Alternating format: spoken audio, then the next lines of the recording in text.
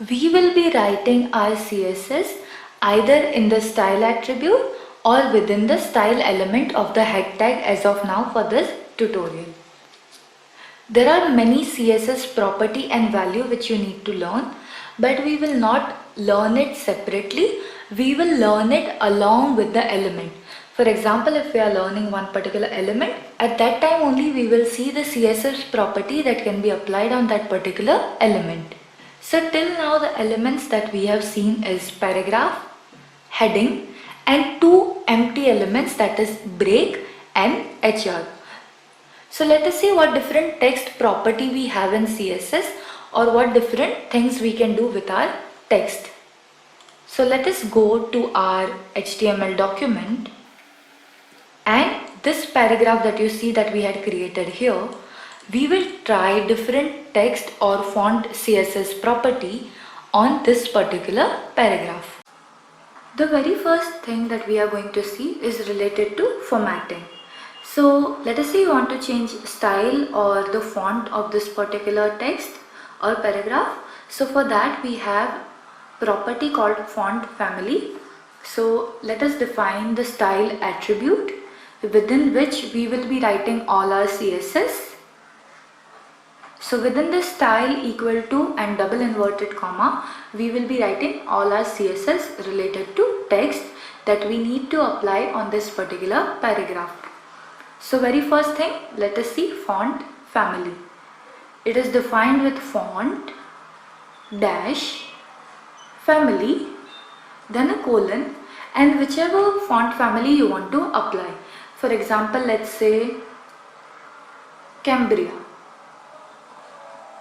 and put a semicolon, save this and refresh it, and you will see that the font style or font family has been applied. You can define more than one font family.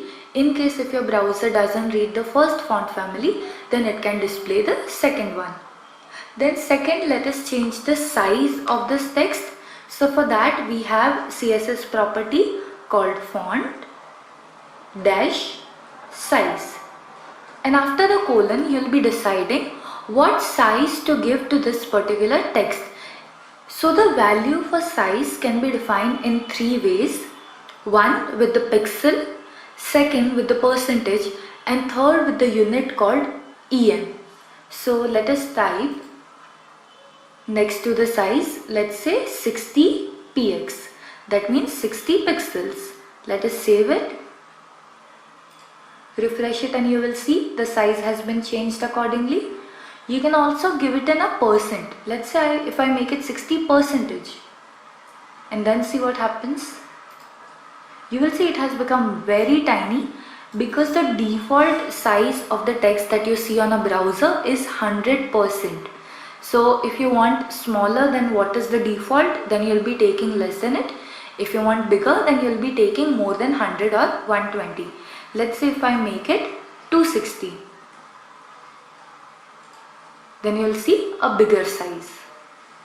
Now EM is unit which is preferred by most of the developers. So what you see on 16 pixel, that is this particular size, is equal to your 1 EM. As you can see here. So if you increase this, let's say you make it 2, and you will see the change. So you can give the EM also in the points. For example, let's say 1.7, and you will see the size changing. So you can change it either in pixels. 16 pixel is the default size. You can change it from percentage. 100% is the default size, and you can also change it from the EM unit. EM 1 is the default unit, where 1 is the default value, and where 1 EM unit is equal to 16 pixels. So you can put either 0 point something or 1.2 point something as per the size that you want. Then what we have is called font style. Let's say you do not want your text to appear just like a normal text. You want it to be little stylized, maybe italic or anything. So for that we have a property called font dash style. And there are three values for this particular property: normal, which is applied right now, that is no styling. Then second is italic. When you save it, refresh it, you'll see that your font is little italic right now. And third is oblique, which will make it little more slant but with sharpness. Then we have the font weight property. Let's say you want this font to look little thicker or little bold. So for that you can use font weight property. In font weight, you can either keep it normal, which is applied right now, or you can keep it bold, and you will see your font becoming bold. Then we have a property called font variant. This particular property will show the font in different ways. There are only two values to it. One is normal, which is applied right now, and second is small caps. So you will write it small dash caps, save it, and let me refresh.